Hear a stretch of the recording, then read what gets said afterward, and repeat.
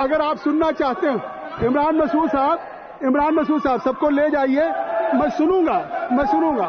अगर रेल का महत्वपूर्ण कल से चर्चा हो रही है, सभी माननीय सदस्यों ने रेल के मंत्रालय पे अपने अपने क्षेत्र के सुझाव दिए हैं, कुछ डिमांड किया है, और पूरे देश की जो रेलवे एक लाइफलाइन है उस पे माननीय मंत्री जी का जवाब आना है। तो कृपया, ये परंपरा रही है कि रेलवे के बजट पे जो सभी माननीय सदस्यों के क्षेत्र से जुड़ा हुआ है, सभी लोग उसमें भाग लेते हैं और माननीय मंत्री जी को अपने दिए गए उठाए गए प्रश्नों का जवाब सुनते हैं। कृपया आप सुने, तो कृपया आप सुनिए। तो माननीय रेल मंत्री जी,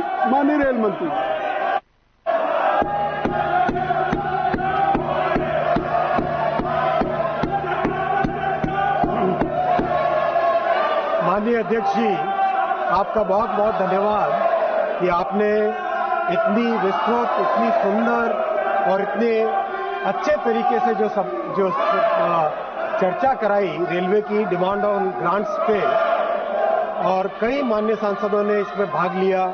कल रात में 12 बजे तक, करीब 11:30 बजे तक आपने इस चर्चा को किया। इसके लिए मैं आपका विशेष धन्यवाद देना चाहूंगा माननीय अध्यक्ष जी का, कि आपने सभी माननीय सांसदों को अपनी अपनी बात कहने का एक मौका दिया, और उसमें किस तरह से सभी ने अपने अपने क्षेत्र की बातें रखी।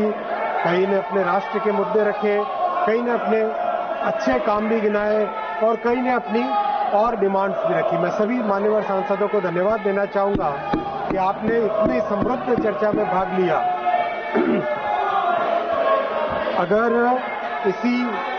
अगर इसी भावना के साथ रिप्लाई भी सुनते तो और भी आनंद आता, लेकिन जैसी आपकी इच्छा, इसमें आगे बढ़ना ही बढ़ना है। देश तो रुकेगा नहीं। माननीय अध्यक्ष महोदय, मैं सबसे पहले माननीय प्रधानमंत्री जी को धन्यवाद देना चाहूंगा कि रेलवे के प्रति उनका इतना इमोशनल कनेक्ट है। उन्होंने रेलवे को विशेष ध्यान देकर रेलवे के लिए एक हिस्टोरिक बजट पेश किया। 2,52,000 करोड़ रुपए का रेलवे के लिए एक जीबीएस देना अपने आप में एक बहुत बड़ी ऐतिहासिक चीज है, और इसके लिए मैं माननीय प्रधानमंत्री जी को धन्यवाद देना चाहूंगा। मैं धन्यवाद देना चाहूंगा माननीय वित्त मंत्री जी को। उन्होंने हर तरह की प्रॉब्लम को समझ के रेलवे के बजट में हर प्रॉब्लम को सॉल्व करने के लिए आपने मदद की, और 2,52,200 करोड़ रुपए का जो जीबीएस दिया है, उसके लिए मैं माननीय वित्त मंत्री जी को धन्यवाद देना चाहूंगा। मैं धन्यवाद देना चाहूंगा सभी मान्यवर सांसदों को कि आपने पूरे वर्ष भर जिस तरह से संवाद रखा, हमेशा मिलते रहे, अपने क्षेत्र की प्रॉब्लम को लेकर आते रहे, और उसमें कई चीजें सॉल्व हुई, कुछ चीजें सॉल्व और अभी होंगी। ऐसा संवाद इस डेमोक्रेसी का सबसे बड़ा यही एक बड़ा मूल है कि एक अच्छा संवाद होता रहे, और एक से दूसरे के साथ बातचीत करके हम इस देश को आगे बढ़ाते रहे। मैं मान्यवर अध्यक्ष जी, सबसे पहले रेलवे के फाइनेंशियल्स पे आऊंगा, क्योंकि ये बजट के सत्र का विषय है। मान्यवर अध्यक्ष महोदय, कोविड में रेलवे को काफी डिफिकल्टी हुई थी। उन मुश्किलों से निकल के आज रेलवे एक हेल्दी सिचुएशन में आई है, और रेलवे के जो टोटल खर्चे हैं, उन खर्चों में बड़े खर्चों को, छोटे खर्चों को, सबको मिला के आज परिस्थिति ऐसी है कि करीब करीब सारे खर्चे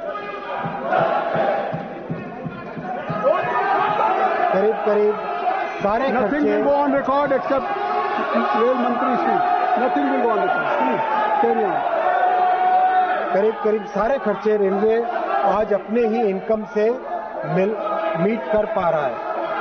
रेलवे का एक्सपेंडिचर में सबसे बड़ा आइटम है 1,16,000 करोड़ का, और पेंशनर्स है करीब 15 लाख, तो उनका पेंशन की कॉस्ट है करीब 66,000, 66,000 करोड़। एनर्जी की कॉस्ट 32,000 करोड़ है, और फाइनेंसिंग की कॉस्ट करीब 25,000 करोड़ है। ये सब करीब मिला के टोटल एक्सपेंडिचर 2,75,000 करोड़ का है, और इनकम रेवेन्यू करीब 2,78,000 करोड़ का है। तो करीब 2-3 साल कोविड के बाद से करीब अब हर साल अपनी जितनी भी फाइनेंशियल रिक्वायरमेंट है, जितने खर्चे हैं वो रेलवे अपने ही रेवेन्यू से मीट कर पा रहा है, जो कि एक अच्छी हेल्दी पोजीशन की तरफ रेलवे अब बढ़ रहा है और आने वाले समय में इसको और ज़्यादा बेहतर करने का प्रयास लगा रहेगा। माननीय अध्यक्ष जी, मैं आपको बताना चाहूँगा कि रेलवे पैसेंजर्स के ऊपर एक बहुत बड़ी सब्सिडी देता है। रेलवे का खर्चा पैसेंजर्स को ट्रैवल कराने में 1 किलोमीटर ट्रैवल कराने में ₹1.38 का खर्चा होता है। ₹1.38 का खर्चा होता है। इसके अगेंस्ट रेलवे टिकट जो लेती है वो मात्र 73 पैसे का होता है, मात्र 73 पैसे का, यानी टोटल 53% ही रेवेन्यू लेती है, 47% डिस्काउंट होता है। और इस टोटल डिस्काउंट का जो प्रमाण जो वैल्यू है, क्वांटिटी है, वो है 60,000 करोड़ रुपए। 60,000 करोड़ रुपए की सब्सिडी रेलवे अपने पैसेंजर्स के ट्रैवल पे देती है और ये बेसिकली एक सोशल ऑब्लिगेशन की तरह से रेलवे लेती है और ये बहुत ही बड़ा एक महत्वपूर्ण ऑब्लिगेशन होता है। रेलवे ने 2020 के बाद में पैसेंजर फेयर्स नहीं बढ़ाए हैं और 2020 से कांस्टेंट है। आज भी किसी भी पड़ोसी देशों से भी कंपैरिजन करें तो रेलवे का किराया बहुत कम है। मैं अगर यूरोप के देशों से कंपैरिजन नहीं कर रहा अभी, उसमें तो 20 गुना, 15 गुना, 10 गुना है, लेकिन केवल अगर हमारे पड़ोस के देशों के साथ कंपैरिजन करें तो भी एक 350 किलोमीटर की जो ट्रैवल होती है, भारत में जहां 121 रुपये है, पाकिस्तान में 436 रुपये, बांग्लादेश में 323 रुपये और श्रीलंका में 413 रुपये। मतलब अगर हम यूरोप से कंपेयर करें तो यूरोप में तो 5 गुना, 10 गुना, 15 गुना, 20 गुना होगा। इतना एक सब्सिडाइज ट्रैवल भारत में होता है। ये बहुत बड़ी महत्वपूर्ण बात है। माननीय अध्यक्ष जी, मैं दूसरे विषय पे आऊंगा। सेकेंड पॉइंट है हमारे रेलवे के मेजर परफॉर्मेंस पैरामीटर्स। माननीय अध्यक्ष जी, गौरव की बात है, बहुत ही गौरव की बात है और विपक्ष के सभी साथी भी इसमें गौरव करेंगे, सभी साथी गौरव करें इसमें कि आज भारत विश्व के टॉप 3 लोडिंग कंट्रीज में कन्वर्ट हो रहा है। इस साल 1.6 billion tonne cargo railway carry करेगा, जो कि अपने आप में एक इतिहास है, रिकॉर्ड है। और अब सिर्फ चाइना और यूएस और भारत ये टॉप 3 हो गए हैं। ये एक बहुत बड़ी उपलब्धि है देश की और इसके लिए मैं माननीय अध्यक्ष महोदय, मैं सभी देशवासियों को और सभी सांसदों को और सभी रेलवे के कर्मचारियों को धन्यवाद देना चाहूँगा। अध्यक्ष जी, 34,000 किलोमीटर रेलवे के ट्रैक बने, जो कि जर्मनी के पूरे रेलवे नेटवर्क से भी ज्यादा है। अध्यक्ष जी, ट्रैक जो रिप्लेस हुए, पुरानी पटरियों को रिप्लेस करके नई पटरी बनाना, तो उसमें 50,000 किलोमीटर नई पटरियां बनी हैं और इसके कारण सेफ्टी में बहुत बड़ा इंप्रूवमेंट आया है। अध्यक्ष जी, 12,000 फ्लाईओवर्स और अंडरपासेस बने, जिससे कि बहुत बड़ा देश में इसका लाभ हुआ है। और कोविड के बाद में पैसेंजर्स इस बार फिर 720 करोड़ से ज्यादा पैसेंजर्स भारत की रेलवे कैरी करेगी, जो अपने आप में बहुत बड़ी एक उपलब्धि है। LHB कोचेस जो जहां मात्र 400-500 बनते थे, अध्यक्ष जी अब 5,000, 5,500 बनते हैं और 41,000 LHB कोचेस बने हैं इन 10 वर्षों में। अध्यक्ष जी, लोकोमोटिव का प्रोडक्शन, इंजन का प्रोडक्शन 1,400 पे पहुंच गया है, जो पूरा अमेरिका, पूरे यूरोप, इन दोनों को जोड़ दे उससे भी ज्यादा है भारत का लोकोमोटिव का प्रोडक्शन। अध्यक्ष जी, गौरव की बात है, देश ने 2 लाख वैगन ऐड किए अपनी फ्लीट में, 2 लाख वैगन ऐड किए, बहुत बड़ी बात है ये। 14,000 ब्रिजेस को पूरा रीबिल्ड किया, रिहेबिलिटेट किया है। अध्यक्ष जी, 3,300 स्टेशन को डिजिटल कंट्रोल पर लेके आए हैं, जो कि अपने आप में बहुत बड़ी उपलब्धि है। अध्यक्ष जी, एक ऐसा आपके साथ शेयर करना चाहूंगा जिसमें अगर 1 सेकंड के लिए भी माननीय सांसद महोदय सुने तो उनकी छाती गर्व से फूल उठेगी। अध्यक्ष जी, आज भारत रेलवे का बड़ा एक्सपोर्टर बन के उभरा है और ऑस्ट्रेलिया में मेट्रो के कोच जा रहे हैं, UK, Saudi Arabia, France, Australia, इन सब में बोगी जा रही है भारत की एक्सपोर्ट होके। फ्रांस, मैक्सिको, रोमानिया और स्पेन, जर्मनी और इटली में प्रोपल्शन के इक्विपमेंट जा रहे हैं। मोजाम्बिक, बांग्लादेश, श्रीलंका में पैसेंजर कोच जा रहे हैं और जल्दी ही मरहोरा में, सारण जिले में, बिहार में बनने वाले लोकोमोटिव जाएंगे दुनिया भर में एक्सपोर्ट होने के लिए। और तमिलनाडु से बने हुए पहिए, व्हील्स सारी दुनिया में एक्सपोर्ट होंगे। ये गौरव की बात है माननीय अध्यक्ष जी, और पूरा देश इसमें गौरव करे। ये प्रधानमंत्री जी का मेक इन इंडिया का बहुत बड़ा सबूत है। माननीय अध्यक्ष जी, मैं और बताना चाहूंगा, इस साल 2025 में भारतीय railway scope 1 net zero achieve करेगा। स्कोप 1 नेट जीरो बहुत बड़ा टारगेट है। इस टारगेट को 2025 में भारतीय रेलवे अचीव करेगा।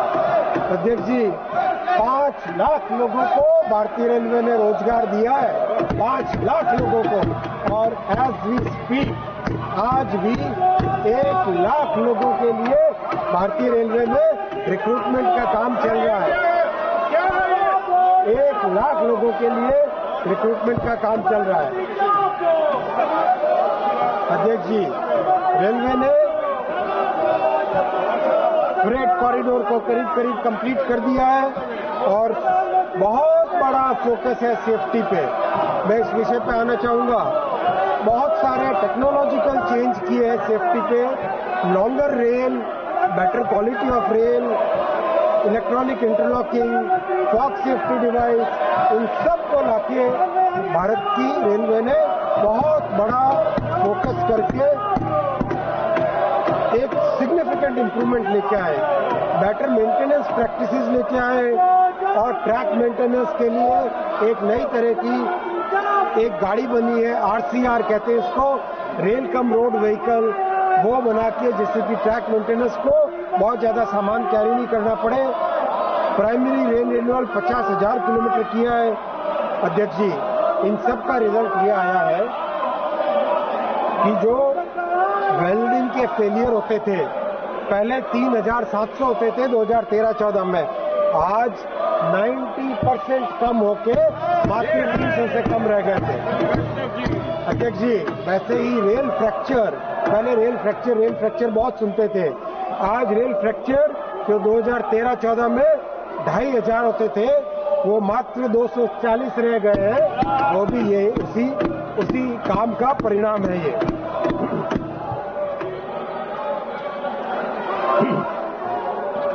अध्यक्ष जी, बहुत कई अचीवमेंट्स हैं, मैं आपके सामने रखूंगा कि रेलवे के सेफ्टी में इन्वेस्टमेंट अब बढ़ के 1,16,000 करोड़ का हो गया है, जो कि पहले से कई गुना है। और इसका रिजल्ट, इन सब काम का जो रिजल्ट आया है, उस रिजल्ट में अगर आप जानेंगे सबको खुशी होगी। सर ये क्या हो रहा है? सर वीडियो बना रहे हैं, सर वीडियो बना रहे हैं, वीडियो बन रही है यहाँ पे सर। सर ये करो, सर सस्पेंड करो, सर वीडियो बन रही है।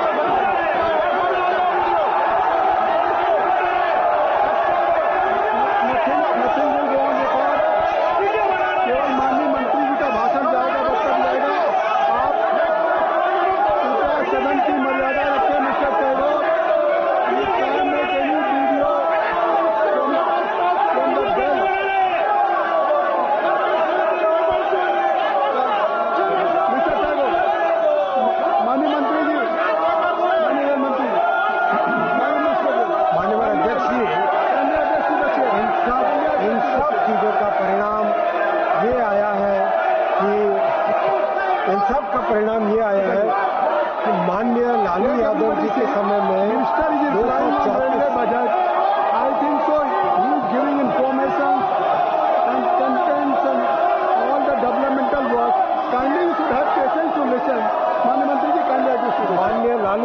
समय में 234 एक्सीडेंट होते थे, उसमें डिरेलमेंट मिलाए 464 होते थे, यानी करीब 700 के आसपास एक्सीडेंट साल के होते थे माननीय लालू यादव जी के समय में, यानी 365 में 700 करीब डेली 2 के बराबर होते थे।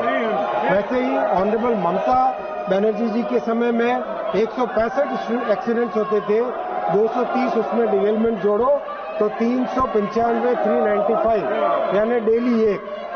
खड़गे जी के समय में, माननीय खड़गे जी के समय में 118 एक्सीडेंट, 263 उसमें डिरेलमेंट जोड़ो तो 381 एक्सीडेंट्स टोटल होते थे, यानी डेली एक।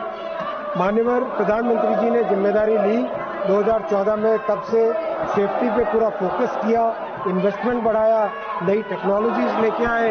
2019-20 में कम होकर यह आंकड़ा 291 में पहुंचा और आज एक्सीडेंट्स 30, डिरेलमेंट ऐड करो 43, तो टोटल 73 पे आ गया है, जो कि पहले से 90% कम है और 2014-15 से 80% कम है।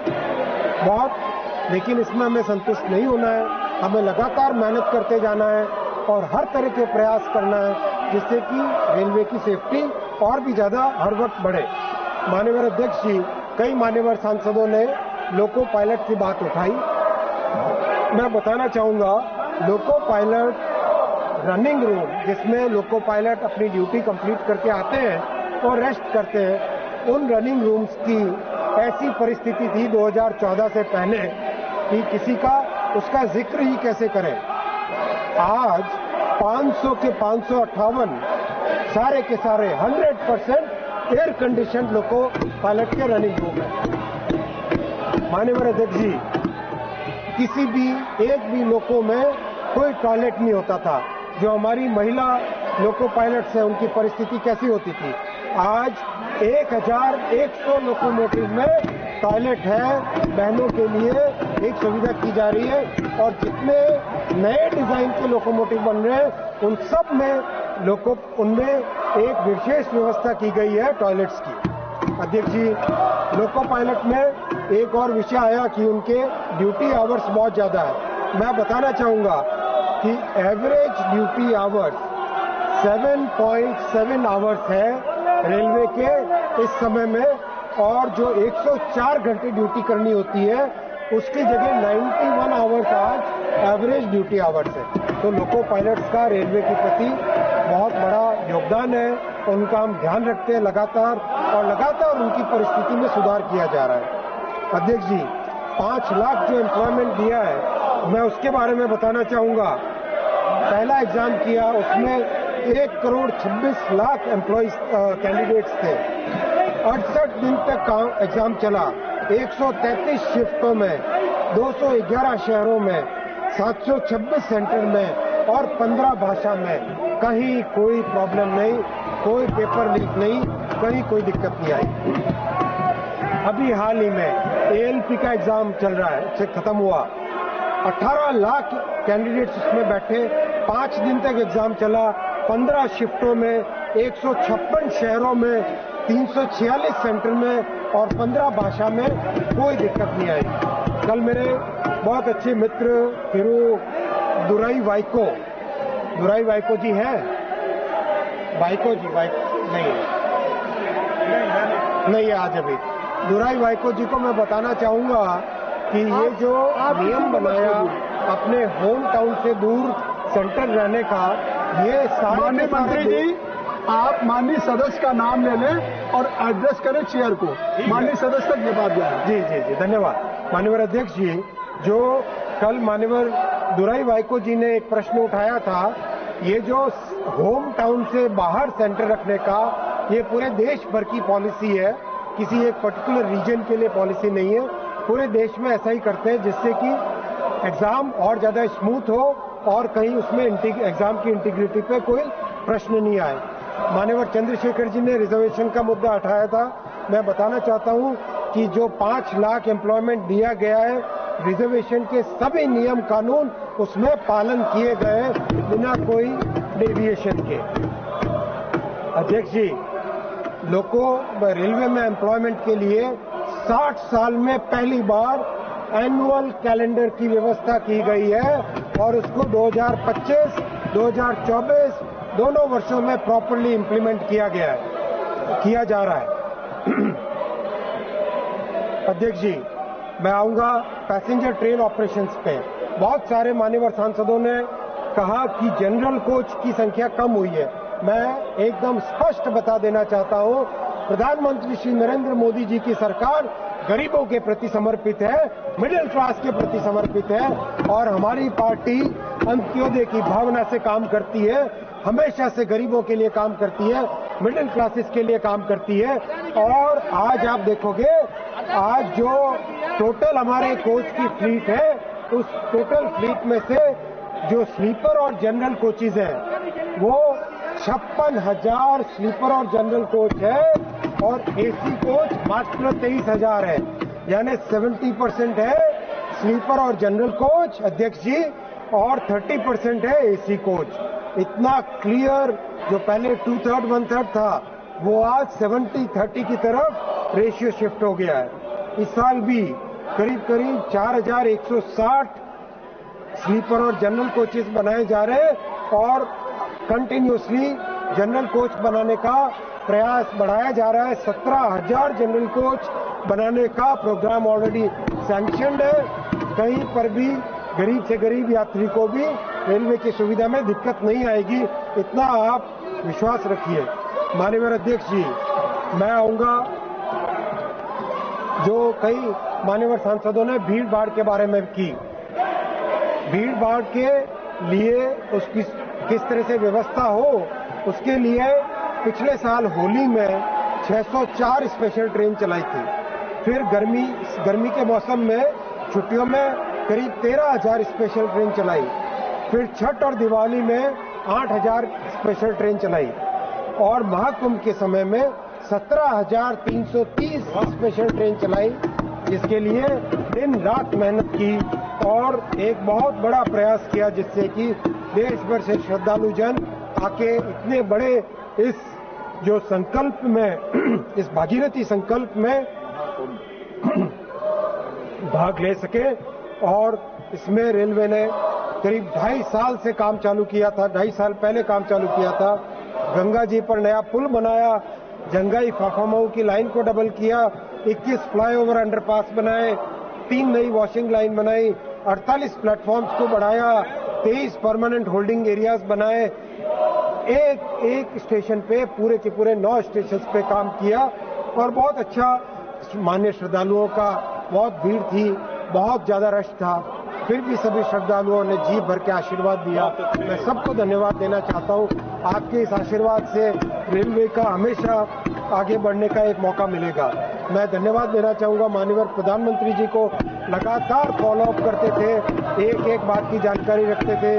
माननीय गृह मंत्री जी का लगातार फॉलोअप करते थे, बराबर गाइडेंस देते थे।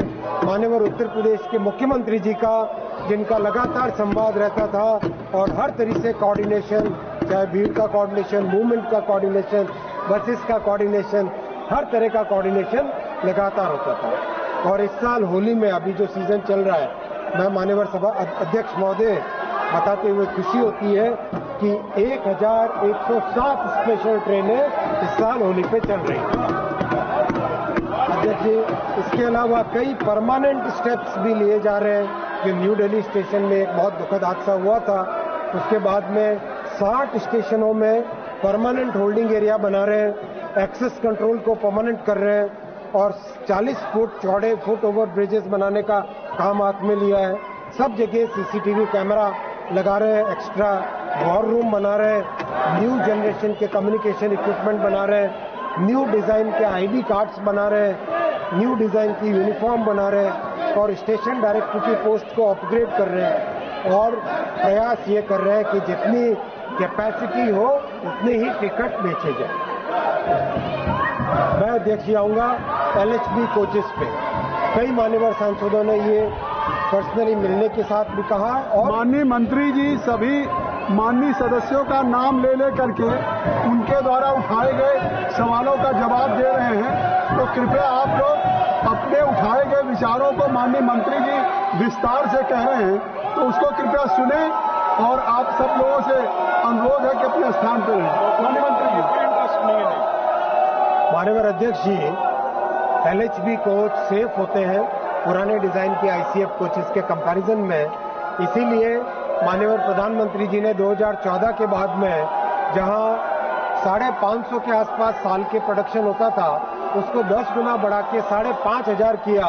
और मैं आपके सामने बहुत ही संतुष्टि के साथ कहना चाहूंगा कि प्रधानमंत्री श्री नरेंद्र मोदी जी की इस तीसरी टर्म में सारे के सारे कोचेस को LHB में कन्वर्ट कर लिया जाएगा और ये सभी के लिए फायदे का बात है, सभी के लिए इसका लाभ होगा, आप सबके एरियाज में इसका बेनिफिट होगा, ऐसा मेरा मानना है। तो आप भी इसका आनंद उठाइए और थोड़ा शोरगुल के बजाय बैठ के तालियां बजाइए, वो ज्यादा लाभ होगा, आपके एरिया में भी लोग आपको ज्यादा पसंद करेंगे।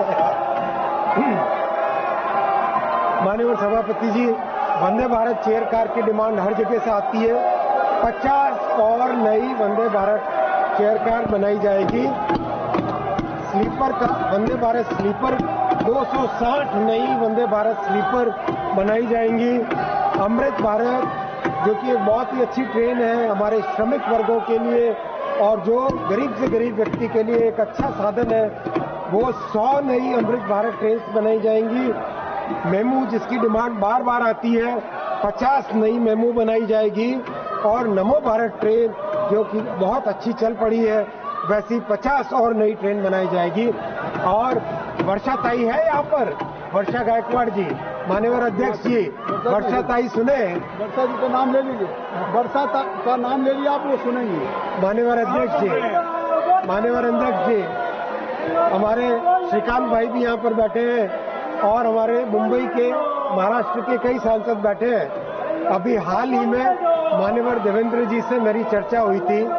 माननीय प्रधानमंत्री जी का मुंबई के लोकल ट्रेन को सुधारने के लिए जो प्रयास है वो मैंने चर्चा की माननीय देवेंद्र जी से और माननीय अध्यक्ष जी ये तय हुआ 238 नई ट्रेन मैन्युफैक्चर होगी मुंबई के लोकल ट्रेन के लिए। 238 नई ट्रेन ट्रेवल होगी और वर्षा जी सुनती तो खुश होती, लेकिन अभी वेल में है, वेल से भी अगर ताली बजा ले तो उनका लाभ हो जाएगा, ऐसा मैं मानता हूँ। उधर जाके ताली बजाएंगी तो और अच्छा रहेगा। माननीय अध्यक्ष जी, मैं बताना चाहता हूँ कि अब जो बैंगलोर, हमारे कर्नाटक के माननीय सांसद महोदय यहाँ पर है, माननीय विदुषी जी है, माननीय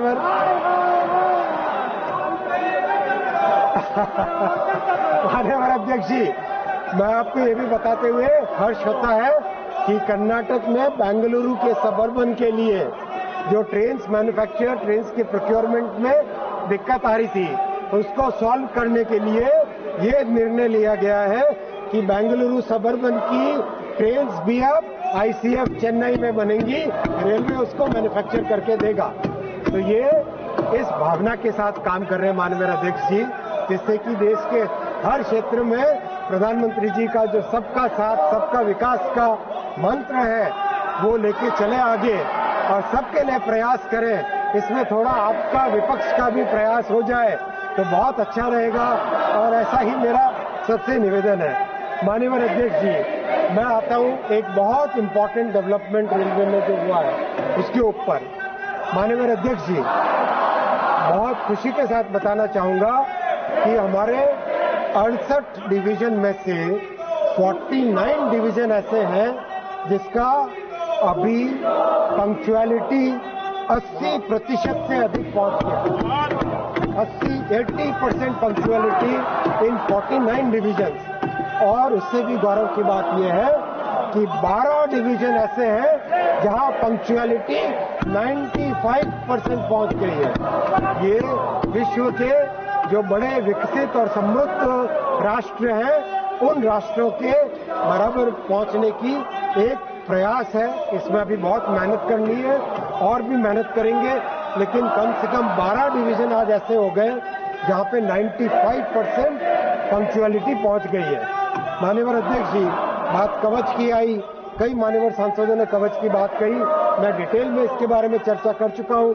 आज मैं बताना चाहूंगा कि जो काम विश्व के दूसरे देशों ने 1980-1990 में किया था, वो काम भारत में मोदी जी के आने के बाद नहीं आरंभ हुआ। 2016 में इसका कवच का डेवलपमेंट चालू हुआ, 19 में फर्स्ट वर्जन बना, फिर बाद में उसकी टेस्टिंग हुई और 2024 के जुलाई के महीने में फाइनल वर्जन कवच 4.0 बना और अब बड़े स्केल पे कवच का रोल आउट होगा।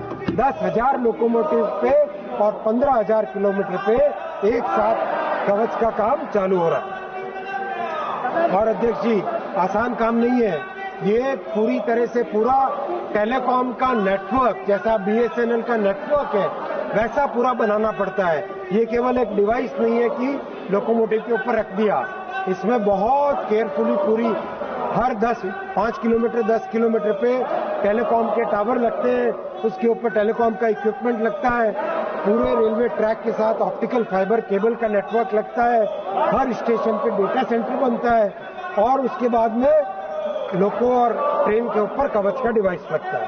इसके लिए 20,000 स्टाफ को, फील्ड स्टाफ को ट्रेनिंग दी गई है और 13 इंजीनियरिंग कॉलेजेस में कवच के कोर्स चालू किए गए हैं। माननीय अध्यक्ष जी, अब मैं अगले विषय पे आऊंगा, देश में किस तरह से रेलवे का इंफ्रास्ट्रक्चर बढ़ रहा है। 7वां विषय, अध्यक्ष जी, बहुत गौरव की बात है कि जो हमारा वर्षों से ड्रीम था, उस ड्रीम को, जम्मू से श्रीनगर को जोड़ने के सपने को माननीय अध्यक्ष जी, प्रधानमंत्री श्री नरेंद्र मोदी जी ने उस सपने को पूरा किया है और ये सपना अंजी और चिनाब के जो 2 पुल बने हैं, उस पुल के ऐसे नए कीर्तिमान बने हैं। चिनाब का पुल एफिल टावर से भी 35 मीटर ज्यादा ऊंचा है। ऐसा मान्यवर अध्यक्ष जी, सभी विपक्ष के सभी साथियों को भी इसमें गौरव करना चाहिए और बहुत जल्दी जम्मू से श्रीनगर तक एक नई गाड़ी चलेगी। CRS का इंस्पेक्शन फाइनल हुआ है, उनकी रिपोर्ट आ गई है।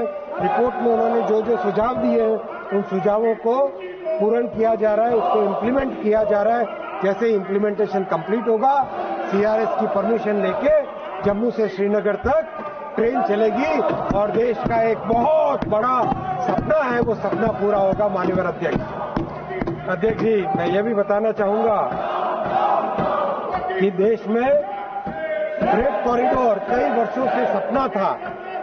UPA की सरकार में केवल उसका फ्रेट कॉरिडोर का नाम लिया जाता था। 2014 तक फ्रेट कॉरिडोर में 0 किलोमीटर, 0 किलोमीटर, केवल 0 किलोमीटर। आज माननीय अध्यक्ष जी, फ्रेट कॉरिडोर कंप्लीट होने पे आया। महाराष्ट्र में श्रीमान ठाकरे जी के डिले के कारण थोड़ा सा रह गया था, अब वो भी कंप्लीट हो जाएगा बहुत जल्दी। आज फ्रेट कॉरिडोर पे 350 ट्रेन डेली चल रही है और जो 24 घंटे लगते थे पोर्ट तक पहुंचने के, आज 12 घंटे में सामान हिंटरलैंड से पोर्ट तक पहुंचता है। माननीय अध्यक्ष, ये मोदी जी का काम करने का तरीका है। इस स्पीड से काम करते, शकुंतला भी बनाएंगे। आप उधर आके बोलो, मैं आपको जवाब दूंगा। उधर बैठ के सब कुछ मिलेगा, पूछो उधर से। माननीय अध्यक्ष जी, इसके साथ ही साथ मैं ये भी बताना चाहूंगा कि 97 गति शक्ति कार्गो टर्मिनल बनके पूरे हो गए और 257 नए गति शक्ति कार्गो टर्मिनल बन रहे हैं।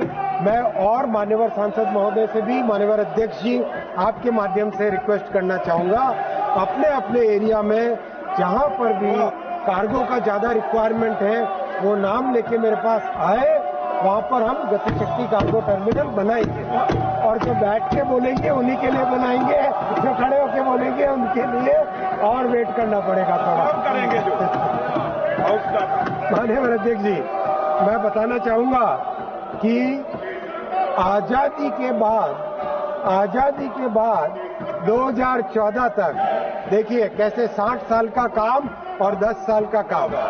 आजादी के बाद 2014 तक 125 किलोमीटर टनल्स भारत के रेलवे नेटवर्क में थे। 125 किलोमीटर टनल्स 2014 से आज तक माननीय अध्यक्ष जी 460 किलोमीटर नई टनल्स बनी है, 460 किलोमीटर नई टनल।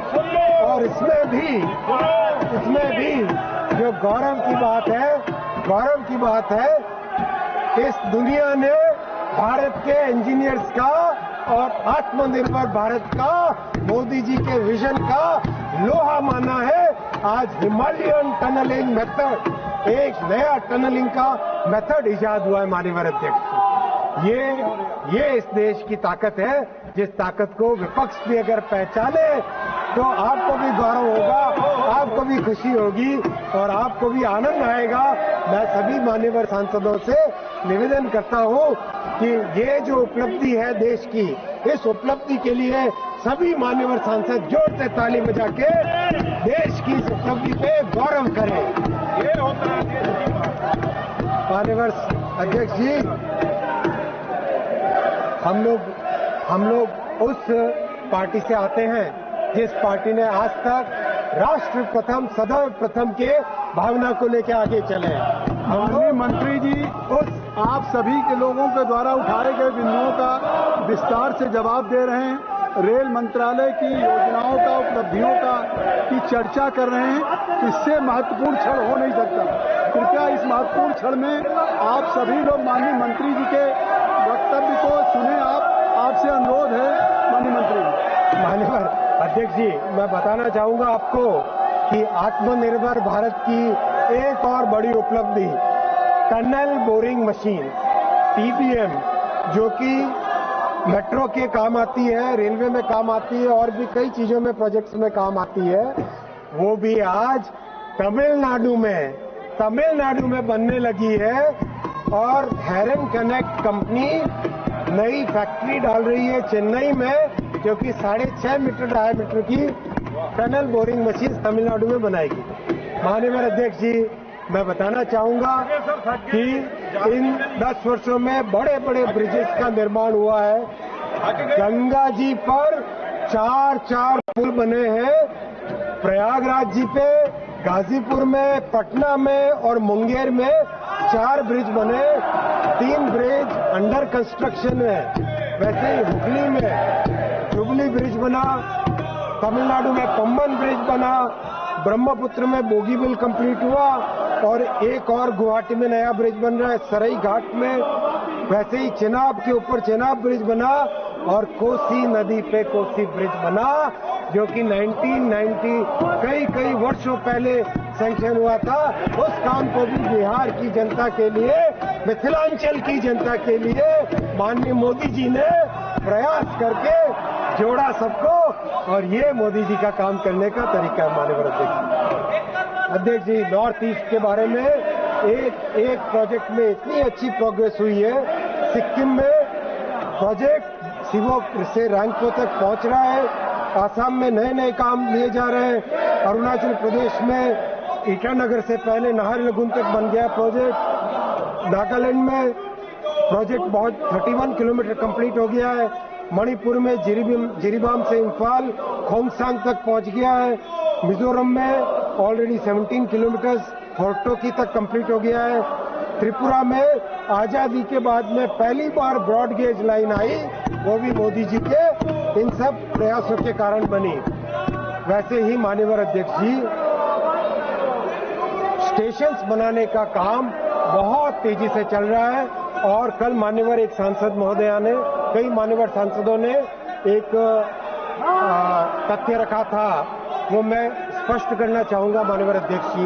हमारी जो स्टैंडिंग कमेटी है, मान्यवर CM रमेश जी से मेरी बात हुई, ये एक कम्युनिकेशन गैप हो गया था। टोटल 7 स्टेशन बनके इनॉग्रेट हो चुके हैं और 129 स्टेशन कंप्लीट हो गए हैं, जिसका जल्दी ही इनॉग्रेशन होएगा और 2025-26 में और भी कई सारे स्टेशन बनेंगे। अध्यक्ष जी, ये विश्व की सबसे बड़ी स्टेशन रीडेवलपमेंट कार्यक्रम हाथ में लिया हुआ है और इसमें सभी का सहयोग पड़ेगा। एक मान्यवर सांसद ने कल विषय उठाया था, मान्यवर सुधा जी ने,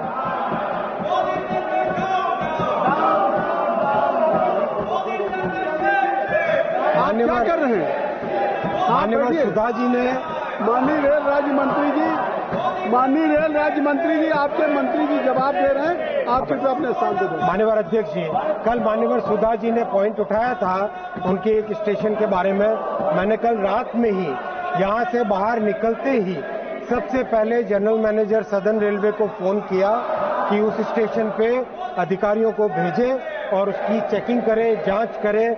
माननीय अध्यक्ष जी, मैं आपको विश्वास दिलाना चाहूंगा और सभी माननीय सांसदों को भी निवेदन करूंगा, आप सब काम की क्वालिटी के ऊपर ध्यान दें और कहीं पर भी कोई कॉम्प्रोमाइज नहीं करेंगे, क्वालिटी पे कोई कॉम्प्रोमाइज नहीं होगा। समय अधिक लगे लेकिन काम ऐसा होना चाहिए, क्योंकि प्रधानमंत्री जी ने ये मार्गदर्शन दिया है कि ये जो काम हो रहा है 50 साल के लिए काम हो रहा है, तो 50 साल के लिए जो काम हो रहा है उसके ऊपर पूरा ध्यान देना हमारा कर्तव्य है। माननीय अध्यक्ष जी, करीब 14,000 अंडरपासेज में से 4,000 अंडरपासेज में पंप लगाया गया था पिछले मानसून में, जिससे कि पानी की प्रॉब्लम नहीं आए, और अभी भी पूरा प्रयास किया जा रहा है। एक नई तरह के डिजाइन बनाए, करीब 1800 अंडरपासेज में एक परमानेंट करेक्शन किया गया है और कवर करना, साइड वॉल बनाना, हब बनाना, ड्रेन्स बनाना, जो जॉइंट है उसको सीलिंग करना, पीयू की ग्राउटिंग करना, लाइनिंग करना, कंक्रीटिंग करना, कई तरह के काम हाथ में लिए गए जिससे कि अंडरपासेज में जो पानी की प्रॉब्लम है वो सॉल्व हो जाए। माननीय अध्यक्ष जी, कल एक प्रयास किया गया कि तमिलनाडु, केरल और वेस्ट बंगाल के प्रति भेदभाव किया जा रहा है। मैं माननीय अध्यक्ष जी बहुत स्पष्ट तौर पर बताना चाहूंगा, माननीय प्रधानमंत्री जी का किसी भी प्रदेश के प्रति कोई भेदभाव नहीं है। प्रधानमंत्री जी सबका साथ, सबका विकास में विश्वास करते हैं और इसका मैं डेटा देना चाहूंगा, बहुत स्पष्ट तौर पे डेटा देना चाहूंगा कि एक एक स्टेट में बजट रिकॉर्ड एलोकेशन दिया गया है। आंध्र प्रदेश में जहां 886 करोड़ का बजट होता था, अब 9,400 करोड़ का बजट है।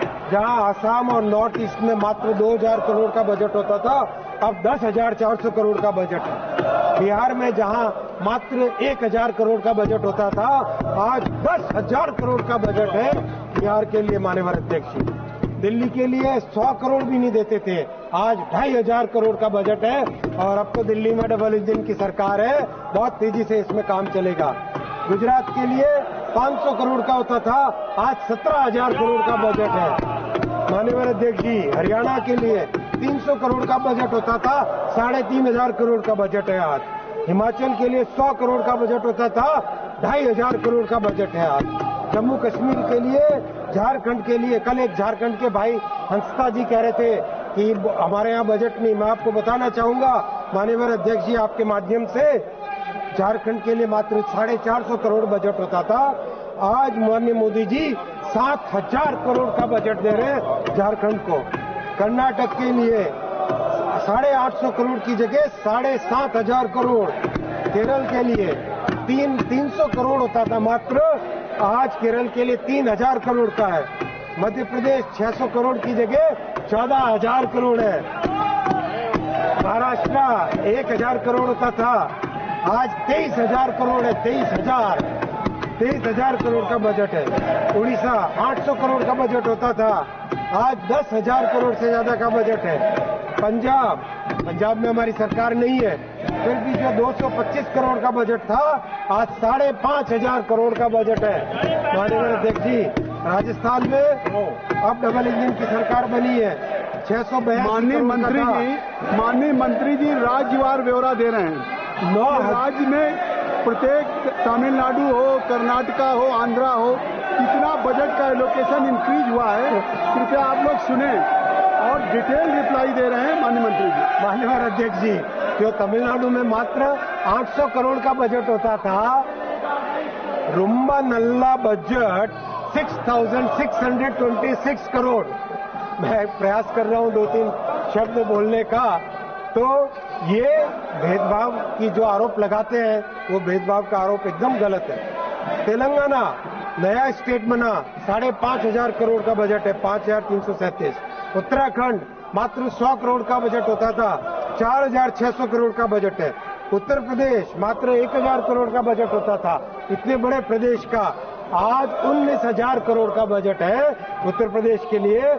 और मान्यवर जो वेस्ट बंगाल के हमारे सांसदों ने अध्यक्ष जी विषय उठाया, बंगाल में मात्र 4,380 करोड़ का बजट होता था, आज मोदी जी 14,000 करोड़ का बजट दे रहे हैं। ये इतना बड़ा बजट है, कहां पर भेदभाव की बात है? माननीय अध्यक्ष जी, मैं केवल एक निवेदन कर सकता हूं, केवल एक निवेदन कर सकता हूं, और मैं कई मान्यवर सांसदों को इन पर्सन भी मैंने रिक्वेस्ट किया है कि मान्यवर मुख्यमंत्रियों से निवेदन करके जो लैंड एक्विजिशन का काम है, लॉ एंड ऑर्डर का काम है, उसमें रेलवे की मदद करें ताकि काम आगे बढ़े। केरल में मात्र 14 या 15% लैंड एक्वायर हुई है, तमिलनाडु में मात्र 23% लैंड एक्वायर हुई है, ओनली 23%। तो कैसे काम होगा? केरल में मात्र 14% लैंड एक्वायर हुई है, वैसे ही वेस्ट बंगाल में ओनली 21% लैंड एक्वायर हुई है। काम कैसे होगा? ऐसे तो काम नहीं होगा। आपसे मेरा रिक्वेस्ट है माननीय अध्यक्ष जी, आपके माध्यम से माननीय मुख्यमंत्री इसमें सहयोग दें तो देश का लाभ होगा, उनके प्रदेश का भी इसमें लाभ होगा। माननीय अध्यक्ष जी, मैं बताना चाहूंगा कई ऐसे प्रोजेक्ट्स हैं जिन प्रोजेक्ट्स में ऐतिहासिक काम हुआ है। कोलकाता मेट्रो 1972 में स्टार्ट हुआ था। माननीय अध्यक्ष जी, 1972 में स्टार्ट हुआ था। 1972 से 2014 42 साल हुए। 42 साल में मात्र 28 किलोमीटर का काम हुआ। 42 साल। मोदी जी के इन 10 वर्षों में 38 किलोमीटर का काम हुआ है। कहाँ 42 साल का काम और कहाँ ये 10 साल का काम। ये काम का परिणाम है।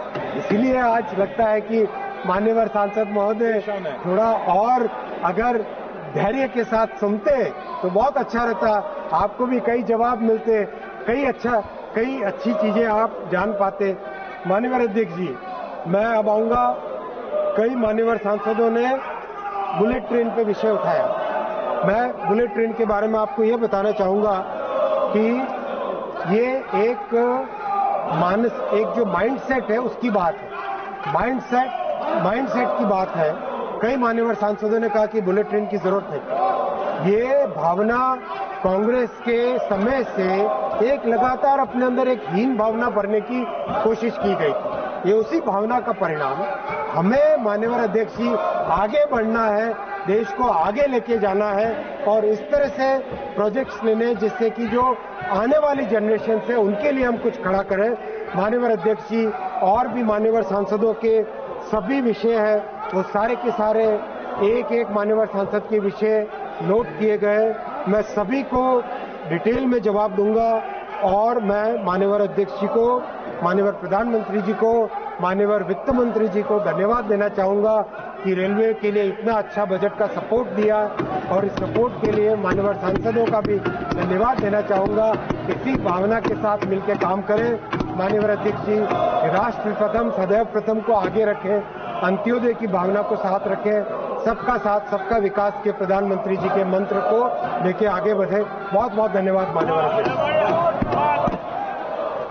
श्री राजेश रंजन जी, श्री सुधाकर सिंह जी, श्री एन.के. प्रेमचंद्रन जी, डॉक्टर टी. सुमति उर्फ तामी झांची थंगा पंडियन ने रेल मंत्रालय से संबंधित अनुदान की मांग पर अनेक कटौती प्रस्ताव प्रस्तुत किए थे। अब मैं सभी कटौती प्रस्तावों को एक साथ सभा के मतदान हेतु रखूंगा। प्रश्न ये है कि माननीय सदस्यों द्वारा प्रस्तुत सभी कटौती प्रस्ताव स्वीकृत किए जाएं। जो सदस्य इसके पक्ष में हैं वो हाँ कहें, जो सदस्य विरोध में हैं वो ना कहें। मेरे विचार में निर्णय ना वालों के पक्ष में हुआ, कटौती प्रस्ताव अस्वीकृत हुआ। अब मैं रेल मंत्रालय से संबंधित वर्ष 2025-26 की अनुदान की मांग सभा के मतदान के लिए रखता हूं। प्रश्न ये है कि अनुदानों की मांगों की सूची के स्तंभ 2 में रेल मंत्रालय से संबंधित मांग संख्या 85 के सामने दर्शाए गए मांग शीर्ष के संबंध में 31 मार्च 2026 को समाप्त होने वाले वर्ष में संदाय के दौरान होने वाले खर्चों की अदायगी करने हेतु अनुदानों की मांगों की सूची के स्तंभ 3 में दर्शाई गई राजस्व लेखा तथा पूंजी लेखा संबंधी राशियों से अनधिक संबंधित राशियां भारत की संचित निधि में से राष्ट्रपति को दी जाए। जो सदस्य इसके पक्ष में हैं वो हाँ कहें, जो सदस्य विरोध में हैं वो ना कहें। मेरे विचार में निर्णय हाँ वालों के पक्ष में हुआ, निर्णय हाँ वालों के पक्ष में हुआ। रेल मंत्रालय से संबंधित अनुदान की मांगें पारित हुई। सर एक मिनट बिठाओ, इनको बिठाओ पहले। हाँ बिठा रहा हूँ भाई, पीछे मत खाओ ना, खुद ही बिठा। कृपया, रेल मंत्रालय से संबंधित अनुदान मांग पूरी हुई। अब मैं अनुरोध करूंगा कि आप लोग अपने स्थान पर चले जाएं, फिर आपकी जो बात होगी सुनी जाएगी। कृपया, I am requesting to all of you my honourable members कि kindly take your seat, kindly take your seat. Then हाँ, तो kindly just you ask from your members, certainly I will allow you, but kindly you ask to your members, क्योंकि अभी दूसरा जल शक्ति मंत्रालय का बजट प्रस्तुत होना है। तो जल शक्ति मैं अवसर दूंगा। गौरव गोगोई जी, आप में बेल कैसे हाउस कहाँ ऑर्डर है? आप अपने लोगों को बुलाएं, अपने सदन में लोगों को बुलाएं। मैं सभी से रिक्वेस्ट करूंगा कि कृपया आप सब लोग अपने स्थान पे जाएं, तो मैं आपके नेता को समय दूंगा। अब मैं कह रहा हूं, अगर आप लोग सदन से अपने सीट पे जाएंगे तो मैं सभी को, आपके नेता को अवसर दूंगा। लेकिन अगर आप सदन के बेल में भी माननीय मंत्री जी के जवाब को भी आप व्यवधान उत्पन्न कर रहे हैं, अब अगर आपका नेता बोलना चाहता है तो कृपया आप सुनिए। तो अब मुझे जो जल शक्ति मंत्रालय से संबंधित अनुदान की मांगे हैं, अब सभा में जल शक्ति मंत्रालय से संबंधित अनुदानों की मांग संख्या 62 और 63 को चर्चा तथा मतदान के लिए लिया जाएगा।